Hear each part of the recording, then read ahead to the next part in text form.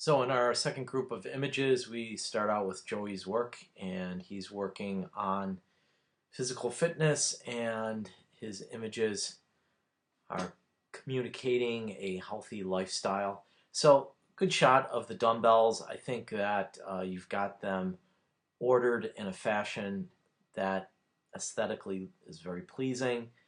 The one thing that I just wonder here is I feel like you've got too much space on the one side of the frame here.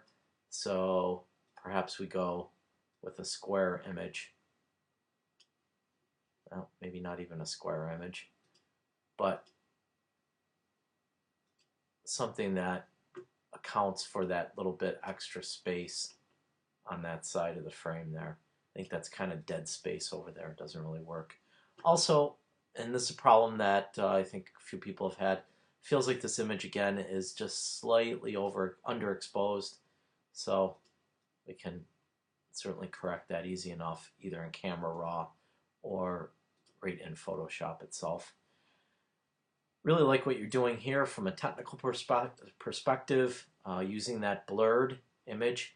And I think that it's really tough to do an image like this in bright sunlight. So kudos to you on pulling this shot off. I think it works really well, beautifully composed. I love the fact that she's running into the frame and we sort of have this psychological line that's basically taking us all the way down the path there.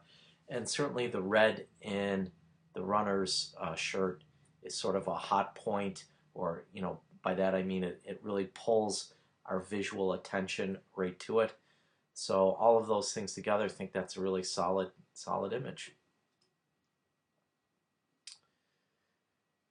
In our photographs, we are always going to be attracted to words and phrases and sentences. So certainly in this instance, our eye goes directly to this phrase that's up there, be stronger than your excuses. I really like this as an opening photograph for your series.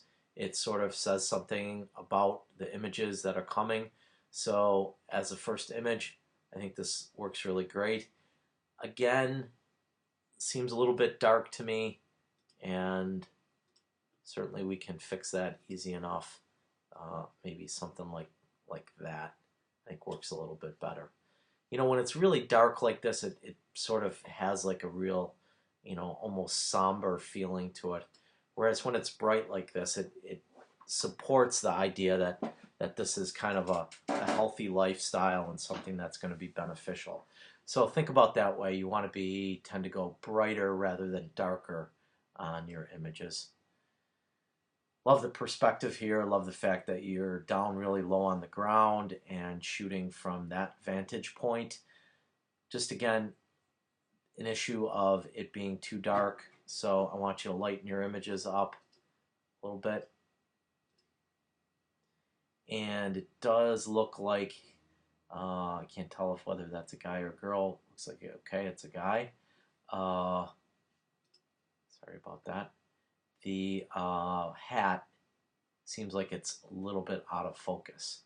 So just be careful about that. And if you remember what I said in the last image, our eye tends to go towards writing and photographs. So in this instance, my eye goes to this spot, and unfortunately it's out of focus. So make sure that that is in focus if you're going to go back and reshoot this. And then last image, again, really dark on this image, and in terms of running, I think I probably like the other image a little bit better than this one. You notice in this one, when I lighten it up, it starts to get kind of grayish and just sort of wishy-washy. I do love the bird taking off on the side of the frame here. So having those little bit of extra images, extra details work really well, but honestly, I think the other image is a little bit stronger image, and you don't want to repeat very similar photographs. And I know we've got the geese in this image, but it's in many ways very similar to the other image that you did, the first one that we looked at. And if we were to compare the two side by side, I think the first one's a lot stronger image than this one. So I would opt for editing this one out and keeping that first image. So looks like you are in good shape here. Just focus in again on a couple little technical things. The focus and your images are just looking a little too dark. So make sure you either nail that exposure correct, or if you don't, get it in Photoshop or Camera Raw and adjust it accordingly. So good job here, and look forward to seeing your final images. So next up we have Tyrone's images, and he is working with sort of all these little details on the cars. Certainly he let us know last week that cars were his passion. And I like what you're doing in this whole body of work, getting really close, getting tight on the details. Again, I feel like this is sort of empty space here that we almost really don't need in the image.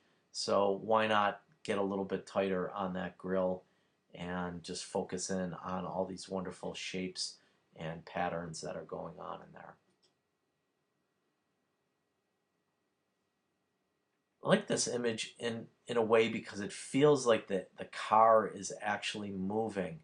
So these blurred reflections give this car a feeling that it's moving very fast, and certainly the Challenger is a muscle car, so when we think of cars that sort of have that fast attitude towards it, this would certainly fall in that category. You do look a little bit dark in the image, and I would just lighten that image up by making a new layer and then screening it off, and I think you're in good shape there. Love this shot. I think this is the same vehicle that we looked at last week, where you had a little bit wider shot of it. I like what you've done here. You've gone in and really gotten tight on that grill, and it almost looks like it has human qualities to it now. You know, it feels like this is the mouth and this is the eyes here. So the car now has very much a personality, which I think when we get into these sports cars, that's sort of the appeal to them, that each one of them has a personality. So I think you've done a good job here, and I really like the fact that you've gotten in really close and taken a really low vantage point here. I think it makes a huge difference in the image. Although again, just looking at this again for a couple minutes, I probably would opt for just a little bit brighter version of the image. Maybe something like that. So this is before, that's after. I think the after works a little bit better. And an image looking at the engine. This is probably the weakest shot of your group. I feel like this spot right here is a little bit out of focus, and that's the spot that our eye really wants to go to. You know, what's interesting here? Well, it's not the windshield wipers or these air vents or whatever these things are. The interesting thing about this is the engine right here, and my eye wants to go there, but unfortunately, as you can see when I zoom in, it's out of focus. So you got to make sure that the area that's interesting in the photograph is also the area that's in sharp focus. So be very conscious of that. And what an awesome shot. Wow. Love this image. Again, using those reflections like you did in that earlier shot of the Charger. Super shot. Love the patterns. Love everything that's going on in here. So, you know, maybe between this and the Charger shot, Charger or Challenger, whatever shot was this earlier shot here, you know, the Challenger, maybe you start to incorporate some more reflections in your imagery. I think it's certainly working here in all of these shots. So good work. Just keep an eye on that focus and make sure that whatever is the most interesting part of the photograph, or the part that our eye goes to, make sure that's the part that's in really sharp, critical focus. Okay, look forward to seeing your images. Thanks, Tyrone. Okay, next we go from cars to vegetables and fruits, and Kayla's work. So Kayla, what I really love that you've done here is incorporate some text into your photograph. These almost feel like recipe cards, which I think is really interesting.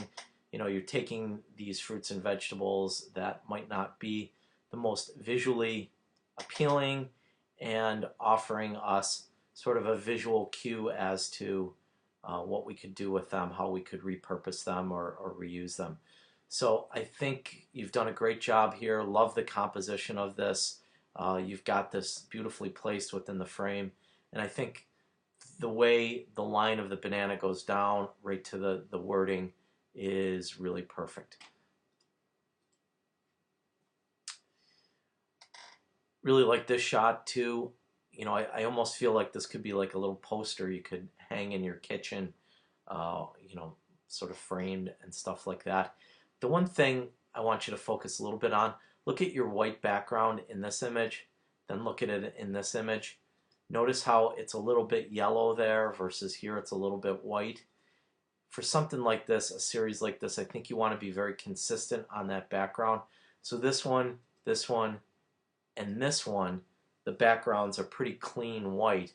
But this one, this one and this one, you seem to have a little bit of yellow light creeping through there. I don't know how you're illuminating these, but if you have like a tungsten light source or some different light source going on in the kitchen or wherever you're doing these.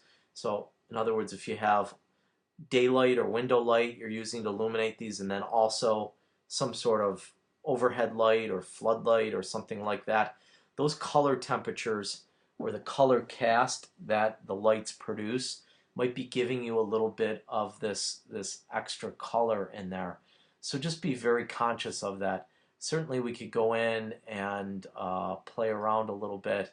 I've just gone into my curves and I'm selecting this lower eyedropper, and what it's going to do is it's going to make everything that I click on it perfectly white, and you can see in this instance it cleaned that up a whole bunch. And also in this image I'm not super crazy about the fact that you've gone ahead and cut off the bottom orange. I think I want to include that bottom orange in there. So just move that up a little bit. But beautiful location for your type on there. Perfect on that one. And this one also, I really like the positioning of it. Although, isn't guacamole spelled Guacamole? So I know in Photoshop we don't have spell check there, so be very conscious of your spelling on things. I know we've got imperfect fruits and vegetables, but we want to not match the imperfection with imperfect writing here. So just double check your spelling on everything. Make sure you have that correct. I'm kind of laughing. I'm not laughing at you. I'm laughing with you, hopefully. And your last shot, again, I think really solid job here, similar to the image that you showed us last week. I love how now you're using that extra space on the right side of the frame as a spot to put type. So great job here, Kayla. Just again, a couple of minor things, just trying to make sure that that background is pure white in all of your images, and also being aware of your spelling. Make sure that there's no mistakes in there, because again, we don't have that spell check in Photoshop. So certainly easy enough to do, and I've done it myself. So that's why I know all about it. So keep up the good work here, and look forward to seeing the completed project.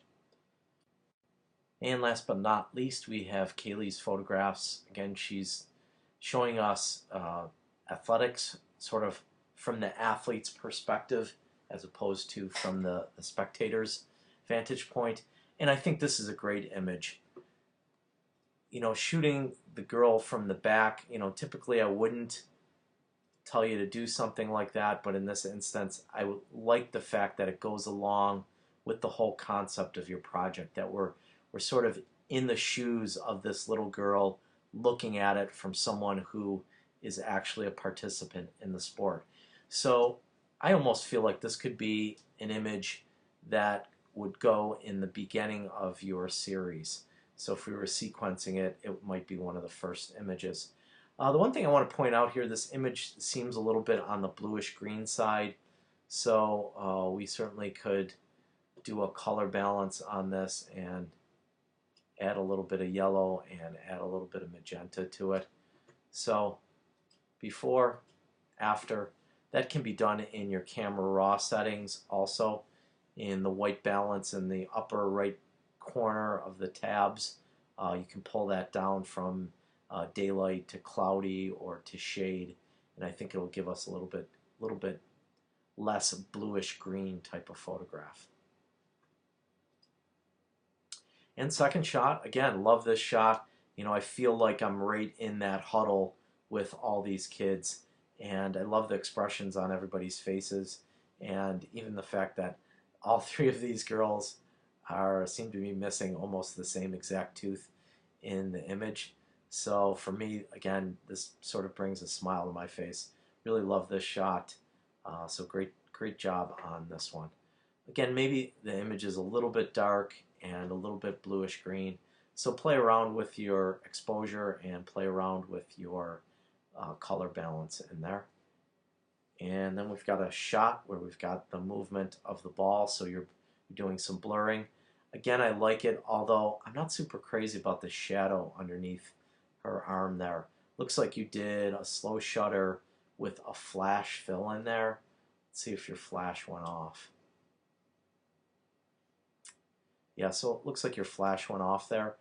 Boy, I think I'd kind of like to see you avoid the flash, because the flash kind of makes the image look really flat, and it gives us sort of these really weird, unusual shadows. So I love the blurring. You know, your blur shot last week was probably one of my favorite blur shots you did all semester, or favorite shots total that you did all semester. So I like the idea of going with the blur, but using the flash in combination with the blur, I'm not as crazy about that. So maybe try this same shot, but try it without the flash on your camera. And another really tight shot, kind of feel like we're in the huddle. The one thing I don't like about this image is it is not in focus. It's a little bit soft. So because of that, I'd probably have to edit this image out of the series. In fact, the part of the photograph that looks really sharp is, you know, her hair up here, which certainly that's not the interesting part of the image. Interesting part of the image is her face and especially her eyes. So when we do close-ups like this, we definitely want to make sure people's eyes are in focus. And then last but not least, love the vantage point. Love the fact that you're really down low and taking a perspective that we wouldn't normally see. The one thing that I would say here, it looks like your flash also went off in this photo, and look at how it just looks sort of really flat, and those shadows almost give it a look like it's kind of cut out. So maybe try this image again, but try the image without using your flash. You know, if you have to, really push your ISO up high and shoot it with a high ISO rather than shooting it with the flash. Let me see what exposure mode you were on. So you were shooting it manual. You were at an ISO of 3200, so you were pretty high up in the ISO. Yeah, again, I'm just not super crazy about the look with the flash, so I would definitely recommend trying this, but doing it without the flash on there. And I think an image like this or that other one, if you have to blur it, so be it. I think the blur will actually add something to the photograph, just like you did with the running shots. So now, the one thing in terms of cohesion that I just want to add to this, so you have some pictures of some track stuff going on, and then some pictures of some soccer stuff going on. I think you want to throw in another sport. So if you can get out to some other athletic activity in this upcoming week here, I think it would be good to have the nice variety of different sports in there, because having two sports, it almost feels like it's two separate and distinct bodies of work. But if you throw three in there, then I think it feels a little bit more diversified, and that you're taking sort of all these little elements from each of the other individual ones. So give that a thought and see if you can get out and maybe get one or two more different athletic events in there, and I think that'll give you a good variety of things to choose from in the whole project. So work looks good, and look forward to seeing the final project. So keep pushing yourself, and we'll see you in another week here.